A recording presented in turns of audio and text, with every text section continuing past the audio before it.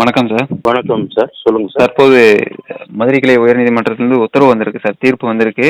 இன்னைக்கு 7 மணிக்குள்ள பார்த்தீங்கன்னா தீபம் ஏற்றணும் திருப்பரங்குன்றம் மலை மேல அப்படின்னு சொல்லி உத்தரவு கொடுத்துருக்காங்களே. இதை நேற்று அனுமதிச்சிருக்கலாம்ல சார். இப்ப நீதிமன்றம் தான் குறுக்கிட்டு மீண்டும் வந்துட்டு உத்தரவு கொடுக்கணுமா சார் இந்த விஷயத்துல? சார், அதாவது இந்த விஷயத்துல முக்கியமா முதல் விஷயம் என்ன அப்படின்னா, அறுபடை வீடு கொண்ட திருமுருகா, திருமுருகாற்று படை கொண்ட ஒரு முருகா அப்படின்னு சொல்லிட்டு கிட்டத்தட்ட ஒரு 46 வருஷத்துக்கு முன்னாடியே இந்த பாட்டு பாடப்பட்டது. அறுபடையில முதலாம் படை வீடா இருக்கக்கூடியது திருப்பரங்குன்றம். அந்த திருப்பரங்குன்றம் மலை கல் தோன்றி மண் தோன்றா காலத்தே முன் தோன்றிய மலை. அது இன்னைக்கு நேத்திக்கு வந்த மலை கிடையாது. 6 படையில முதல படை வீடுன்னு சொல்லக்கூடிய திருப்பரங்குன்றம் நிலையான ஒரு அருமையான ஒரு இந்து தத்துவத்துக்குள்ள கோவில். இப்போ சிகந்த தர்கா அப்படின்றது பார்த்தீங்கன்னா, ஒரு போர்ல தோத்து போய் அவசரமா அந்த நபரை கொண்டு போய் அமைவிடம் செய்த இடம் தான் சிகந்தர் தர்கான்றது. இது பார்த்தீங்கன்னா ஒரு 1864 அந்த அந்த அந்த டயத்துக்கு அப்புறம் தான் வந்திருக்கக்கூடிய ஒரு விஷயம்.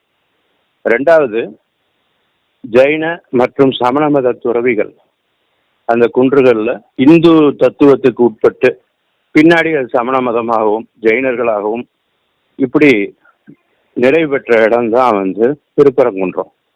அப்படி இருக்கும்போது நேத்திக்கு இன்னைக்குன்ற கொஸ்டினே இதில் இல்லை. என்னைக்குமே 105 வருஷத்துக்கு முன்னாடி அங்கே தீபம் ஏற்றிருக்கிறாங்க.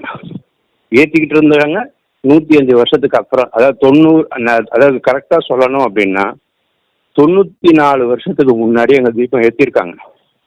105ன்றது அக்கார்டிங் என்ன சொல்றாங்கன்னா, பிரிட்டிஷுடைய அரசாங்கத்தில் பிரிவி கவுன்சிலுக்கு போன கேஸில் கூட யாரும் இந்த இதை டிஸ்டர்ப் பண்ணக்கூடாதுன்னு நான் சொல்லிக்கே தவிர, யாருக்கும் ஒரு தனிப்பட்ட ஒரு நபருக்கு ஆதாரமாகவோ ஒரு தனிப்பட்ட ஒரு நபருக்கு, இந்த தனிப்பட்ட ஒரு நபர்னு எப்போ வருதுன்னா சுதந்திரம் கிடச்சி அதுக்கப்புறம் தான் இந்த ஏற்பாடுகள்லாம் நடக்குது. இப்போ இருக்கிற சூழ்நிலையை பார்த்த வரைக்கும் பார்த்தீங்கன்னா, இது பொலிட்டிக்கல் மைலேஜ், அதாவது மைனாரிட்டி ஓட்டுகளை வாங்கக்கூடிய ஒரு கருவியாக தான் இதை பயன்படுத்தியிருக்காங்க. ஏன் திருவண்ணாமலையில் தீபம் ஏற்றிட்டு இங்கே மட்டும் ஏற்றதுக்குன்னு தடுத்து நிறுத்துகிறாங்க அப்படின்னா, திருவண்ணாமலையில் வருமானம் நிறைய வருது. இங்கே திருப்பரங்குன்றத்து கோவிலில் வருமானம் குறைவாக வருகிறது. சிகந்தா தர்காவுக்கு விசிட் பண்ணுறவங்களுக்கெல்லாம் எந்த தடையும் கிடையாது.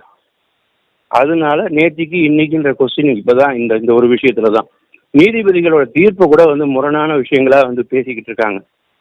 எப்படி பேசிட்டு இருக்காங்கன்னா, உண்மையா பார்த்தீங்கன்னா கண்டெம்ட். நேற்றுக்கே அந்த மதுரை போலீஸ் கமிஷனர் ஆகட்டும், மதுரை கலெக்டர் ஆகட்டும், அவர்கள் மேல கோர்ட் அவமதிப்பு நடவடிக்கை கட்டாயமான ஒரு விஷயமா இருக்கு. எப்போ ஒரு ஹைகோர்ட் ஜட்ஜ் ஒரு தீர்ப்பு கொடுக்குறாரு, அவர் தான் பாக்கெட்லேருந்து தான் சொந்த விஷயத்துக்காக தீர்ப்பு கொடுக்கல. அப்படி இருக்கும்போது சிஎஸ்எஃப் எப்படி தமிழக அரசு கொஸ்டின் பண்ணுறதுன்றது ரொம்ப ரொம்ப கண்டனம் தெரிவிக்கக்கூடிய ஒரு விஷயமாக இருக்கு. இந்த விஷயம் பொது மேடையில் ஏன் வரல அப்படின்னா, தினகரன் பேப்பராக இருக்கட்டும், தினத்தந்தி பேப்பராக இருக்கட்டும், திடீர் உத்தரவு அப்படின்னு ஒரு வாசகத்தை போடுறாங்க. பல வருஷங்களாக ஏற்றிட்டு இருக்கிற ஒரு விஷயத்துக்கு இன்னைக்கு திடீர் உத்தரவு போட வேண்டிய அவசியம் அப்படின்றது இல்லை. இவங்களா பேப்பரில் இந்த மாதிரி ஒரு வார்த்தைகளை சேர்த்துக்கிறாங்க. இது கண்டனத்திற்குரியது. சொல்லுங்க சார்.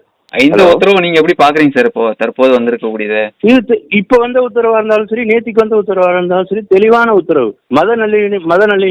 மத நல்லிணக்கம்னு சொல்றாங்க. பாத்தீங்கன்னா சிகந்த தர்காவை பத்தி சொல்றாங்க, சந்தனக்கூடு திருவிழாவை பத்தி சொல்றாங்க. எல்லாத்துக்கும் அரசாங்கம் கொடுக்கும்போது இந்து கோவில்களுக்கு மட்டும் இத்தனை அது என்ன சொல்ற மாற்றாந்தாய் பிள்ளைகள் போல தமிழக அரசு இதை செஞ்சுட்டு இருக்காங்க. ஏன்னா இந்துக்கள் ஓட்டை ஈஸியாக வாங்கிட்டு வரலாம், கிறிஸ்டின் முஸ்லீம்கள் ஓட்டுகளை இந்த வழியில தான் வாங்க முடியும்னு இவங்க பிளான் போட்டுட்டு இருக்காங்க. வேற ஒன்றும் இல்லை. அவமானத்துக்குரியது, நீதிபதிகள் அவமதிக்கக்கூடிய ஒரு விஷயமாக இருக்கு. பேப்பர்ல ஒன்றும் இல்லை, தினகரன் பேப்பர்ல ஃபர்ஸ்ட் பேப்பர்ல திடீர் உத்தரவு அப்படின்னு போட்டிருக்காங்க. அப்படி கிடையாது. பல காலமாக இது பிரச்சனைகளை கஸ்டம்ஸ் அண்ட் யூசேஜ்னு ஒரு வார்த்தை சட்டத்தில் இருக்கு. வழிநாள்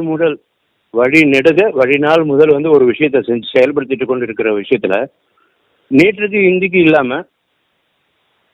சிந்தித்து சிந்திது. தூய தமிழ் வார்த்தை. எதுக்கு இதை பயன்படுத்துறேன்னா காரணம் இருக்கு. ஒரு பொருளை வந்து எப்படி வேணாலும் வந்து நாங்க வந்து நீதிமன்ற தீர்ப்பை எப்படி வேணாலும் சொல்லலான்ற மாதிரி ஒரு வேலையை வந்து இப்ப இருக்கிற பிரஸ் அதாவது கரெக்டா சொல்லணும்னா பிரஸ் இன்ஃபர்மேஷன் பியூரோ வந்து இதை பார்த்துட்டு இருக்கு.